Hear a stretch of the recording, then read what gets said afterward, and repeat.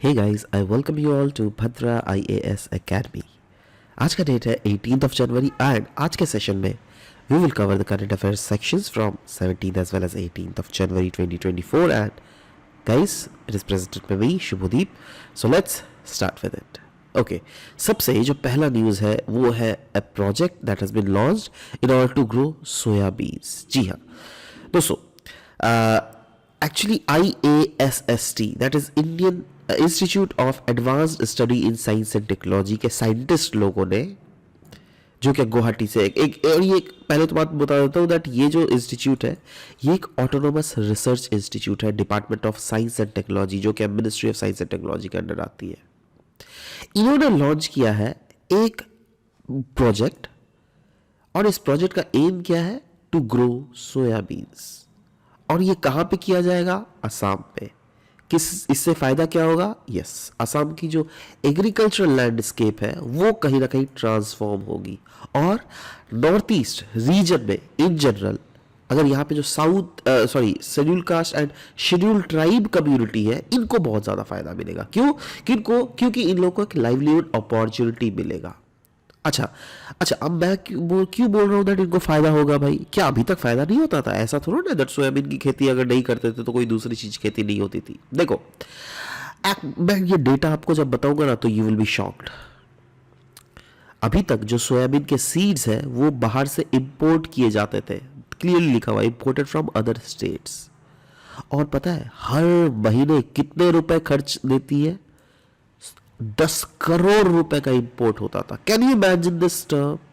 अब खुद सोचो, अगर ये इंपोर्ट खत्म हो जाए और असम में अगर सोयाबीन में हम लोग सेल्फ रिलायंट हो जाए तो समझ लो कितना ज्यादा फायदा मिलेगा। तो यही बोला गया है, soybean is not cultivated in north east and thus there is a need to improve the regional industry development. क्योंकि ये कल्टिवेट ही नहीं किया जाता है, इसलिए इस रीजन में सोयाबीन या फिर सोयाबीन से रिलेटेड जो वैल्यू एडेड प्रोडक्ट्स बन सकते थे उसकी इंडस्ट्रीज ही यहाँ पर नहीं है। अब अगर फ्यूचर में ये चीज़ यहाँ पे कल्टीवेट किया जाएगा तो ऑफ कोर्स उसकी इंडस्ट्रीज भी हमें यहाँ पर दिखेगी, राइट? है ना? तो इससे फायदा किसको होगा? Yes, general farmers of north east, या फिर स्पेसिफिकली फायदा किसको होगा? Schedule tribe and schedule caste people who are residing in north east who are will be directly associated with this kind of cultivation. Right now, clearly यहाँ पे बोला भी गया that बहुत सारे ट्रेनिंग सेशंस और सेंसिटाइजेशन प्रोग्राम्स भी चलाए जा रहे हैं उदालगुरी डिस्ट्रिक्ट में, जिससे वहाँ की जो बोडो कम्युनिटी के फार्मर्स हैं उनको प्रॉपरली इस सेक्टर में एडुकेट किया जा सके। और इम्फेसिस किया जा रहा है दैट कैसे ऐसे उन लोग को ट्रेन किया जाए, ऐसे ट्रेन किया जाए जिससे फ्यूचर में जाके वो लोग एंटरप्रेन्योर बन सके, मतलब वो लोग इंडस्ट्री खोल सके। ठीक है? और ये पर्टिकुलरली देखा जा रहा है वुमेन के ऊपर, क्योंकि फोकस है इज ऑन वुमेन। देखो अल्टीमेटली क्या है ना, कहा जाता है दैट अगर वुमेन्स को कोई भी चीज को प्रॉपरली अच्छे तरीके से एग्जीक्यूट करने के लिए बोला जाए ना तो they executed so well that they kind of look on to the future aspects as well. मतलब इसका मतलब मैं ये नहीं बोल रहा हूँ दैट लड़के are less efficient, no, men's are also efficient, right? But in general terms में बोला गया है, ठीक है? अब देखो ना, अब घर में ही इन जनरल क्या सुनते हैं दैट घर में ज़्यादा जो कलेश होता है, मतलब लड़ाई झगड़े होते हैं, राइट? तो ज़्यादातर देखोगे that men are and most of the times that they are drunk, right? They often बच्चों के सामने कुछ भी उल्टे पुल्टे चीज़ें बोल देती है। बट देखो घर की महिलाएं, घर की औरतें ये कभी नहीं बोलेगी, क्योंकि दे नो दैट कुछ भी अगर मैं बोल रहा हूँ तो उसके रिपरकशंस हमारे फ्यूचर जनरेशंस में देखने को मिल सकता है, राइट? सो इसीलिए ये बोला गया है दैट ये जो इनिशिएटिव है, राइट, इस इनिशिएटिव में हमको वुमेन्स को बहुत ज़्यादा फोकस दिया जा रहा है। ऑफ कोर्स इन फार्मर्स से जनरल को ये अभी जो लिखाया गया ऊपर में ट्रेनिंग सेशंस या फिर सेंसिटाइजेशन प्रोग्राम्स, ये तो इन जनरल फार्मर्स को, बट हाँ वुमेन्स को भी फोकस दिया जा रहा है। और कहा जा रहा है इससे बेनिफिट हुआ है over 300 people in Udalguri district को, क्योंकि ये ट्रेनिंग मिला हुआ है। तो इसीलिए कहा जा रहा है दैट इस रीजन में सोयाबीन यील्ड भी आने वाले समय में बढ़ेगा। और यस, अगर सोयाबीन यील्ड बढ़ेगा तो सोयाबीन से रिलेटेड बिजनेस भी बढ़ेगा। तो this is undoubtedly a very important article, not only from the perspective of your agriculture section in Assam, but yes, ultimately what does this article try to portrays is that इस sector मतलब agriculture soybean sector को काफ़ी ज़्यादा promote दिया जा रहा है, मतलब फार्मर्स के इनकम को डाइवर्सिफाई किया जा रहा है। क्लियर है? चलो आगे बढ़ते हैं। 80 lakh escaped poverty। Recently chief minister Hemant Bishwa Sharma ji ने बोला है that over 80 lakh people Assam में इन्होंने पोवर्टी को मात देते हुए आगे बढ़ा है। और ये डेटा लास्ट 9 ईयर्स का है। लास्ट 9 ईयर के नेशनल जो मल्टी डायमेंशनल पोवर्टी इंडेक्स होता है उसके थ्रू ये डेटा लाया गया है। नाउ ये मल्टी डायमेंशनल पोवर्टी इंडेक्स जो है नीति आयोग का है, जो पॉइंट करता है on noticeable decline in poverty head count ratio. और ये 2013, 2014 से 2020, 2023 में कितना हुआ है देखो। तब के समय में कहा जाता था दैट ये असम में 36.97% था और ये घट के 14.47% हो गया। नाउ आप मुझे बता सकते हैं 2 स्कीम्स का नाम बताइए of Assam government, not central government, Assam government के ऐसे 2 स्कीम्स के बारे में बताइए जिसने शायद हेल्प किया होगा असमीज पोवर्टी वाले कम्युनिटी को पोवर्टी से बाहर आने को। कोई भी 2 स्कीम, राइट? बहुत ज़्यादा चर्चा में। ये सब अगर नहीं बता पाओगे तो यार बहुत मुश्किल पोजीशन में हो आप लोग, है ना। सो इसलिए मैं रिक्वेस्ट कर रहा हूँ थोड़ा रिसर्च कीजिए और नीचे कमेंट सेक्शन में बिल्कुल लिखेगा। I will personally see your answers to it. Anyways next, ये जो नीति आयोग का ये इंडेक्स रिलीज किया गया है, राइट, कंट्री में ओवरऑल देखा गया है दैट ये घटा है फ्रॉम 2013, 2014 से 2020, मतलब ओवरऑल कंट्री में ये रिडक्शन हुआ है भाई। 29.17% था 2013-14 में, वो घट के 11.28% हुआ है। और ये सिनारियो में क्लियरली देखा जा रहा है दैट अगर इंडिया का इंप्रूवमेंट अगर ये हो रहा है, जो कि इंप्रूवमेंट ही तो है डेटा में, तो India is likely to achieve the sustainable development goal target. और सस्टेनेबल डेवलपमेंट गोल टारगेट क्या था that before 2030 we multi poverty index को हमें हाफ करना है। तो ऐसा कहा जा रहा है दैट जी हाँ, इसको हम लोग बिल्कुल अचीव कर लेंगे अच्छे से, राइट। नेक्स्ट हम लोग बात करेंगे स्टील स्लैग रोड के बारे में। और ये क्यों न्यूज़ में है इतना ज़्यादा? क्योंकि इंडिया का पहला, जी हाँ, India's first national highway steel slag road section, जो कि नेशनल हाईवे 66 में लाई कर रहा है, वो फाइनली जो कि मुंबई से गोवा को कनेक्ट कर रहा है, उसको इनॉग्रेट किया गया। ध्यान से दीजिएगा, पहला, कोई भी चीज अगर पहला हो रहा है ना, yes, that becomes very very important. So India का पहला national highway steel slag road NH66 जो क्या कनेक्ट कर रहा है मुंबई को गोवा से, इसको इनॉग्रेट किया गया है। और ये कहा जा रहा है ये एक पायनियरिंग इको फ्रेंडली इनिशिएटिव है। नाउ सवाल होता है कि ये इको फ्रेंडली इनिशिएटिव कैसे हो गया? पहले बात तो देखो, ये जो रोड बनाने का टेक्नोलॉजी है ना, ऐसा टेक्नोलॉजी है जिसमें जैसे हम लोग नॉर्मल, पहले भी तो बहुत सारे मेथड के थ्रू रोड्स को कंस्ट्रक्ट किया जाता था, अभी भी किया जा रहा है, राइट।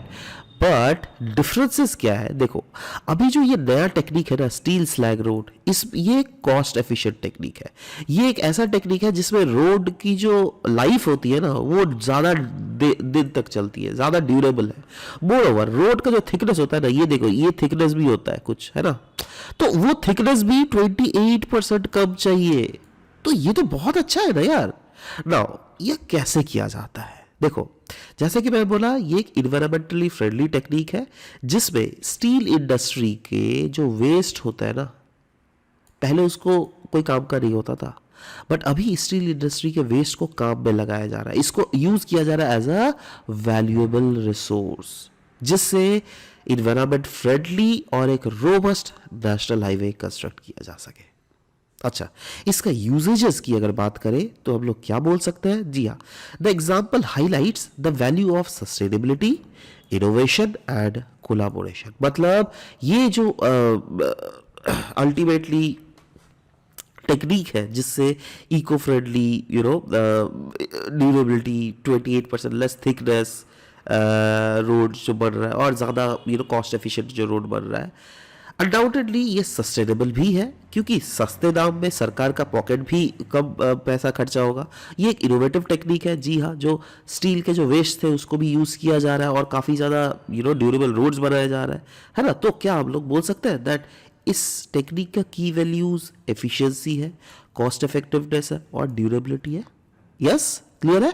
तो जी हाँ, तो इसीलिए दिस इज़ अ टेक्निक। और देखो अब जैसे क्या होता है ना, दैट बोला जाता है ना दैट हम लोग सस्टेनेबल डेवलपमेंट की तरफ जो आगे बढ़ रहा है, कैसे कैसे बढ़ रहा है, आप लोग क्या बोलिएगा? आप पॉवर्टी रिड्यूस कर रहे हैं, इन्वायरमेंट को ये कर रहे हैं, वो कर रहे हैं, यही सब तो सबको नॉर्मल पॉइंट्स देगा, कोई इनोवेटिव पॉइंट्स तो नहीं देगा ना। मैं ये नहीं बोल रहा हूँ दैट ये पॉइंट लिखोगे तो रॉकेट साइंस आपको ज़्यादा नंबर मिल जाएगा, बट क्या होगा ना, इंप्रेशन जो है एग्जामिनर, देखो हम लोग, मैं जो आपको ये चीज़ें शेयर कर रहा हूँ ना, I have the experience, right?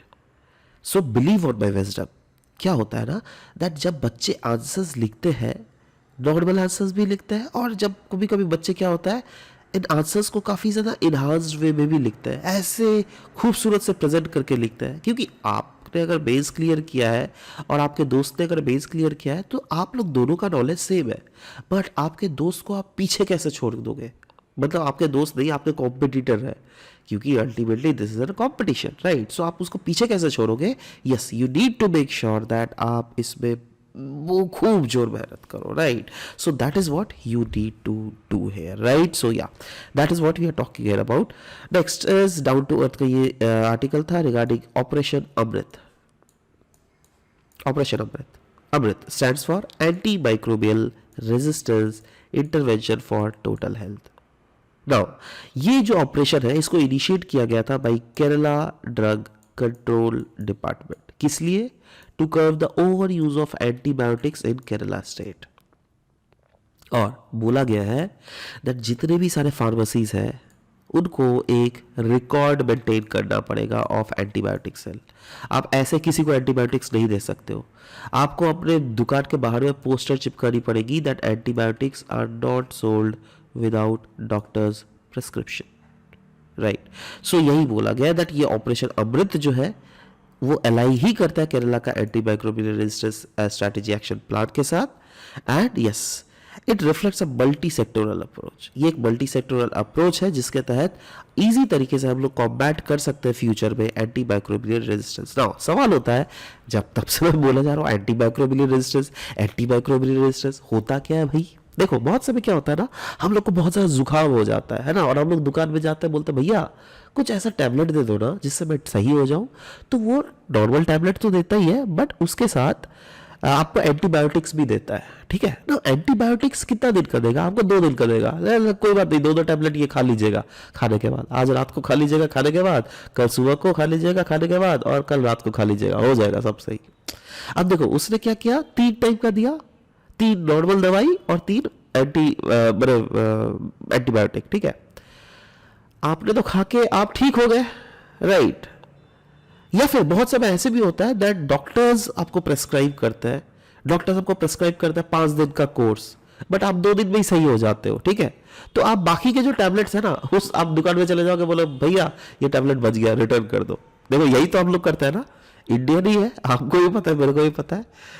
अब देखो क्या यहां से नुकसान क्या हो रहा है, जब डॉक्टर्स वो प्रेस्क्राइब करते हैं ना दैट 5 दिन का कोर्स करो, इसका मतलब क्या, doctors are very much educated, they are talented, वो लोगों को स्किल ही उस चीजों में मिला है, right? That is why they are prescribing that 5 दिन का अगर पूरा कोर्स करोगे तब क्या होगा दैट आपके शरीर में जो भी वो प्रॉपर माइक्रोब है जिसके कारण आपकी वो बीमारियां आ रही है वो 100% साफ हो जाएगी आपके शरीर से, ठीक है?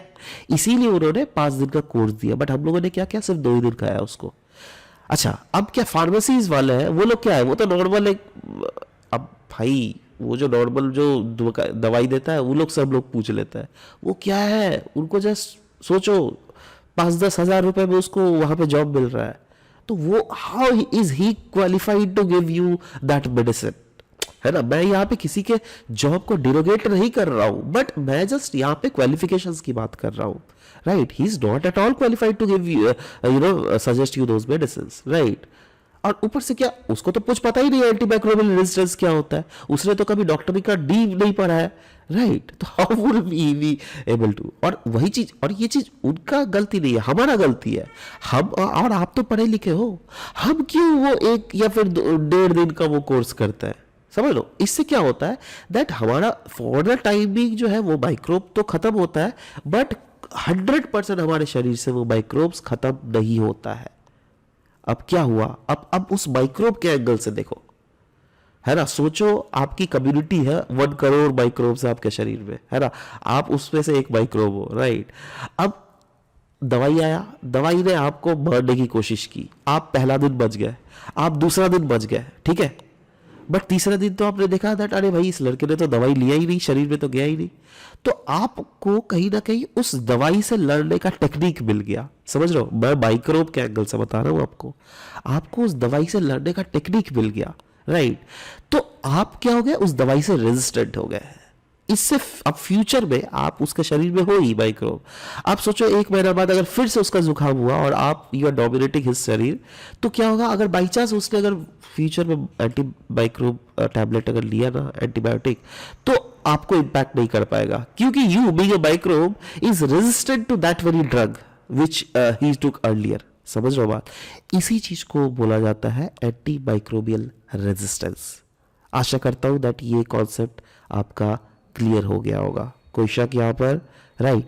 अब देखो ये चीज इंडिया में बढ़ रहा है, ये केसेस, ये तो आप लोगों को भी पता है, मेरे को भी पता है, बट केरला स्टेट ने ये इनिशिएटिव ऑपरेशन अमृत लेकर ये बहुत अच्छा किया है। इसीलिए यहाँ पे बोला गया है that Kerala state has implemented various initiatives जिससे एंटीबायोटिक रेजिस्टेंस के इंसिडेंसेस को कम किया जा सके केरला में, जिसमें आता है antibiotic literate Kerala campaign, block level AMR committees, Kerala antibiotic resistance surveillance network, जिसको कार्स नेट भी बोला जाता है सर्विलियंस के लिए। तो देखो अब ये आपके लिए क्यों इंपॉर्टेंट है, आप तो असम में रहने वाले हो, केरला में ये, अब क्या एंटीबायोटिक रेजिस्टेंस का क्या केसेस असम में नहीं है? बिल्कुल है। आपके अगर कोई दोस्त है डॉक्टर तो आप पूछ लीजिए, राइट। तो क्या हम लोग केरला के ये लेसन से खुद कुछ नहीं सीख सकते क्या असम में? बिल्कुल सीख सकते हैं, राइट। और कभी अगर इस मेडिकल से रिलेटेड, हेल्थ रिलेटेड कुछ इश्यूज है, तो आप सिंपली एक पॉइंट आपका बच जा रहा है, like Kerala who has initiated operation Amrit for reducing the antimicrobial resistance in its state, we can also some measures like the same. समझ लो बात। चलो अब आगे बढ़ते हैं, पेंच टाइगर रिजर्व के बारे में हम लोग बात करेंगे। पेंच टाइगर रिजर्व जो कि महाराष्ट्र में है, इसको डेजिग्नेट किया गया है एज इंडिया का पहला, अगेन मैं बोला ना कोई भी चीज़ पहला होता है तो यस दैट इज इम्पॉर्टेंट, इसको डेजिग्नेट किया गया एज इंडिया का पहला dark sky park. Dark sky park ना, ये है क्या भाई? देखो पहली बात तो इंडिया में ये पहला है, बट एशिया में ये 5th नंबर का है, ठीक है। और इसको डेजिग्नेट इसलिए किया गया है जिससे जो लाइट पोल्यूशन है ना उससे कॉम्बैट किया जा सके। नो, ये जो रिकॉग्निशन दिया गया है, ये रिकॉग्निशन दिया गया है बाय IUCN, ठीक है। नाउ सवाल होता है दैट ठीक है लाइट पोल्यूशन क्या होता है भाई? मैंने तो साउंड पोल्यूशन सुना है, मैंने एयर पोल्यूशन सुना है, सॉइल पोल्यूशन सुना है, वाटर पोल्यूशन सुना है, लाइट पोल्यूशन क्या होता है? देखो क्या होता है ना दैट से फॉर एग्जांपल आपके जो आसमान में आकाश रात को, राइट, पहले ज़माने में आप मान के चलो दैट अभी से 25-30 साल पीछे चले जाओ आप, ठीक है। तब मम्मी लोगों से पूछना, तब रात को जो है ना सबका घर का लाइट बंद होता था, है ना। तो अब ये 25-30 साल का पहले का बात कर रहा हूँ, और 25-30 साल पहले से आप पास्ट में चले जाओ, कभी भी 5,000 साल, 2,000, 5,000, 10,000, लाखों साल पीछे चले जाओ, तो लाखों साल तक ये ट्रेंड था दैट रात को जो है अंधेरा रहेगा और सुबह को जो है दिन रहेगा, राइट। इसी से क्या होता है ना दैट हर एक biological organism, whether that be a microbe, whether that be एक पक्षी, वेदर दैट बी एक कुत्ता या फिर एक हाथी या फिर कुछ भी ले लो, या फिर आउल, इसने अपना रात का रूटीन बनाया हुआ था, और ये रूटीन लाखों लाखों करोड़ों साल से चलता हुआ आ रहा है, जब से ह्यूमन बींग्स का इवोल्यूशन, जब से पेड़ पौधे पक्षियों का इवोल्यूशन हुआ है हमारे अर्थ में। बट अचानक से लास्ट 25-30 साल से हम लोग क्या देख रहे हैं, दैट धीरे धीरे दुनिया में डेवलपमेंट आ रही है और रात को भी लाइट्स जल रही है। अब रात को लाइट जलने का नुकसान ये होता है ना, दैट बहुत समय कुछ कुछ पक्षियां होती है जो क्या, जिनको लगता है अरे अभी भी तो दिन ही है ना, तो उनका जो रूटीन है वो गड़बड़ा गया है। समझ रहे हो मैं क्या बोलना चाह रहा हूँ, राइट। और उसके रूटीन गड़बड़ाने के कारण बहुत समय तो ऐसे भी हम लोग को केसेस देखने को मिले, ऐसे भी केस स्टडीज देखने को मिले दैट बहुत समय आप सुनते हैं ना दैट पक्षियां जो है साइबेरिया रीजन से माइग्रेट कर रही है इंडिया या फिर अफ्रीका के तरफ। तो ये माइग्रेशन पैटर्न भी इन्फ्लुएंस हो रहा है। तो देखो ये किस लिए हो रहा है, सिंपली इंसान लोगों के लाइट जलाने के कारण, और वो भी कब, रात के समय में। इसीलिए इसको लाइट पोल्यूशन कहते हैं। और लाइट पोल्यूशन सिर्फ इसके लिए नहीं कहते हैं, बहुत समय क्या होता है ना दैट हमें एस्ट्रोनॉमिकल ऑब्जर्वेशंस भी करने पड़ते हैं आसमान में टेलीस्कोप के थ्रू। बट अब अगर पूरा अंधेरा होगा ना अर्थ में, तब तो एस्ट्रोनॉमिकल ऑब्जर्वेशन काफी ज्यादा क्लियर होता है। बट बहुत समय अगर चारों तरफ लाइट जल रही है ना, तो इसके कारण क्या होता है, एस्ट्रोनॉमिकल ऑब्जर्वेशंस में भी प्रॉब्लम आती है। तो that is also the reason behind, that is also one of the light pollution thing, right. So इसीलिए ये जो पहला डार्क स्काई पार्क घोषित किया गया है as a Pench tiger reserve को, ये अपने आप में एक प्रीलिम्स का इंपॉर्टेंट एस्पेक्ट है, लेकिन याद रखिएगा इसको रिकॉग्निशन मिला है आईयूसीएन के द्वारा। और ये स्टेटस जो है वो एम्फेसाइज कर रहा है the importance of natural darkness for ecological integrity and community wellbeing. ठीक है, मतलब इकोलॉजी तो काफ़ी ज़्यादा सेफ होगी, बट साथ ही साथ कम्युनिटी भी जो है वहाँ के, वो भी उसकी भी वेलबींग होगी। And dark sky place certification जो है ये इन्वॉल्व करता है वेरियस एस्पेक्ट्स, जिसमें education, night sky monitoring, retrofitting technology, lighting policy क्या हो गए, मैंने तो समझा ही दिया दैट लाइट पॉल्यूशन क्या होता है। तो ऑफकोर्स उसमें लाइटिंग पॉलिसीज तो आएगी ही, राइट। एडुकेशंस तो दी जाएगी ही, नाइट स्काई मॉनिटरिंग तो की जाएगी ही, राइट। और पेंच टाइगर रिजर्व, यस, इस वाले रीजन में लोकेटेड है पेंच टाइगर रिजर्व, जैसे कि आप देख भी रहे हैं। अच्छा, पेंच टाइगर रिजर्व के बारे में अगर थोड़ा हम लोग डिटेल्स में बात करें तो यस, किस किस टाइप के फ्लोरल स्पेशीज़ आपको स्पेशीज़ देखने को मिलेंगे वो देखो।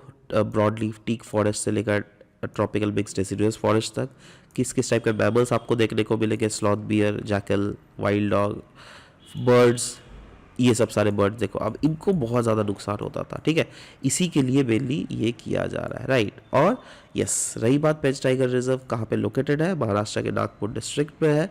पेंच रिवर वहाँ पे से बहती है, तो इसीलिए वो किया गया है, इसको नेशनल पार्क डिक्लेयर किया गया था 1975 में, है ना। और यही है दैट ये मध्य प्रदेश और महाराष्ट्र दोनों रीजन में फैला हुआ है, ठीक है। तो सिर्फ और सिर्फ मध्य प्रदेश ही नहीं, कुछ कुछ पार्ट्स ऑफ महाराष्ट्र में भी ये फैला हुआ है, ठीक है। तो या नेक्स्ट इज इंडियन एक्सप्रेस का ये न्यूज़ है, जहाँ पे हम लोग बात करेंगे startup ranking 2022। Startup ranking 2022 recently release किया गया है और इसमें तमिलनाडु को रिकॉग्नाइज किया गया as a best performer state in the top category. ये 4th एडिशन है स्टार्टअप इंडिया रैंकिंग का, जिसको department for promotion of trade and internal trade के द्वारा चलाया जा रहा है, दैट इज DPIIT के द्वारा ये रिलीज किया गया है। इसका मेन ऑब्जेक्टिव क्या है, दैट इंडिया के वेरियस स्टेट्स और वेरियस यूनियन टेरिटरीज को जज किया है जा सके और देखा जा सके दैट कौन स्टार्टअप इकोसिस्टम को कंड्यूसिव करने के लिए ज़्यादा मेहनत कर रहा है। तो जो ज़्यादा मेहनत कर रहा है उसको रैंक ज़्यादा अच्छा दिया जाएगा, जो कम मेहनत कर रहा है उसको कम मेहनत दिया जाएगा ना। आप दिमाग में सब जरूर आएगा दैट ये सब रैंक देते क्यों है यार। जैसे तमिलनाडु को अगर सबसे अच्छा रैंक मिला, राइट, और से फॉर एग्जांपल मेघालय सबसे पीछे है, राइट, इससे फ़ायदा क्या होगा। देखो, अगर आप एंटरप्रेन्योर हो ना, आप भले ही आसाम में रह रहे हो, राइट, बट स्टिल आपको क्या अपना करियर का ग्रोथ देखना है ना, या फिर आप भले मेघालय में रह रहे हो, आप करियर का ग्रोथ देख रहे हो ना, तो आपको पता है दैट मेघालय का तो रैंक पीछे है ना, तो you will choose Tamil Nadu over Meghalaya, या फिर you will choose the better states over Meghalaya, और आप वहां पर शिफ्ट कर जाओगे, आप वहां पर अपना बिजनेस खोलोगे, आप फ्यूचर का ग्रोथ देखोगे।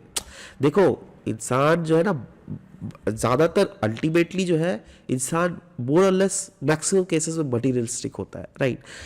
मटीरियलिस्टिक मतलब ये नहीं दैट पापा मम्मी को छोड़ दो अपने घर में, ये नहीं, पापा मम्मी को भी ले जाओ बेंगलुरु, पापा मम्मी को भी चेन्नई ले जाओ, जहाँ पर आप जॉब करो वहाँ पर ले जाओ, but you need to make sure that आपको करियर का भी तो ग्रोथ चाहिए ना, ठीक है। तो स्टेट का जो स्टार्टअप रैंकिंग जो है, यस, ये पीरियोडिक कैपेसिटी बिल्डिंग एक्सरसाइज है जो कि समय के साथ साथ किया जाता है, और इसको लॉन्च किया गया था फरवरी 2018 में। इसका मेन एम था दैट इंडियन स्टार्टअप लैंडस्केप को चेंज करना, जैसे यूएसए में है ना स्टार्टअप लैंडस्केप, वैसे इंडिया में भी ले आना। So yes, the states startup ranking exercise has led each state and union territories to dedicate startup policies. मतलब हर स्टेट, हर यूनियन टेरिटरीज को एक डेडिकेटेड स्टार्टअप पॉलिसीज बनाने के लिए ये स्टार्टअप रैंकिंग प्रोवाइड किया जाता है। क्योंकि सोचो कल का अगर मेघालय का रैंकिंग अगर पीछे है तो यस, अच्छा एक पॉलिसीज बनाया जाएगा मेघालय गवर्नमेंट के द्वारा दैट कैसे हमारे रैंकिंग को और भी इम्प्रूव किया जा सके, राइट, है ना। सो वही बोला गया दैट ये फ्रेमवर्क जो है एक्सेलरेट करता है efforts by the centre and the state या फिर यूनियन टेरिटरीज, जिससे क्या वहाँ के लोगों के बीच में, वहाँ के यूथ्स के बीच में एंटरप्रेन्योरल माइंडसेट को हम लोग इन्फ्यूज किया जा सके। Startup ranking 2022, this edition saw the maximum participation across the editions, क्योंकि इसमें 33 स्टेट्स और यूनियन टेरिटरीज का पार्टिसिपेशन था, और स्टेट्स और यूनियन टेरिटरीज को डिवाइड किया गया था दो कैटेगरी में, कैटेगरी ए और category B. Category A states में वैसे स्टेट्स हैं जिनका पॉपुलेशन 1 करोड़ से ज़्यादा था, कैटेगरी बी स्टेट्स में वैसे स्टेट्स हैं जिनका पॉपुलेशन 1 करोड़ से कम है, राइट। नाउ इसमें एक यूनिफॉर्मिटी डाला गया है स्टैंडर्डाइजेशन में, जिससे रैंकिंग प्रोसेस को स्टैंडर्डाइज किया जा सके। और अगर हम लोग देखें कि कैटेगरी ए स्टेट्स के बारे में, वैसे स्टेट्स जिनका पॉपुलेशन 1 करोड़ से ज़्यादा है, उसमें बेस्ट परफॉर्मेंस स्टेट्स में कौन कौन है? गुजरात, कर्नाटक, केरला, तमिलनाडु। टॉप परफॉर्मर में कौन कौन है? महाराष्ट्र, उड़ीसा, पंजाब, राजस्थान, तेलंगाना। लीडर कौन कौन है? आंध्र प्रदेश, असम, ठीक है, then Madhya Pradesh, Uttar Pradesh and Uttarakhand. Aspiring leader कौन है? बिहार, हरियाणा। इमर्जिंग इकोसिस्टम कहाँ पे हमें ज़्यादातर देखने को मिल रहा है? वो है छत्तीसगढ़, दिल्ली, जम्मू एंड कश्मीर में, राइट। वैसे ही कैटेगरी बी स्टेट्स में देखिएगा जिनका पॉपुलेशन 1 करोड़ से कम है, बेस्ट परफॉर्मर में हिमाचल प्रदेश, टॉप परफॉर्मर में अरुणाचल प्रदेश एंड मेघालय। लीडर्स पे कौन कौन है? Goa, Manipur and Tripura. Aspiring leader कौन कौन है? अंडमान निकोबार एंड नागालैंड। और इमर्जिंग इकोसिस्टम कहाँ पे ज़्यादा देखने को मिल रहा है? वो है चंडीगढ़, दादर नगर हवेली, दमन दीव, देन लद्दाख, मिजोरम, पुडुचेरी, सिक्किम। ये अच्छा परफॉर्म कर रही है, right. So these are the all about the discussion that we had for this very session. मिलता है आप सबके साथ नेक्स्ट सेशन में with new sets of current affair modules. Till then, bye bye, take care, and thank you guys. Thank you for listening to the whole video. Thank you very much.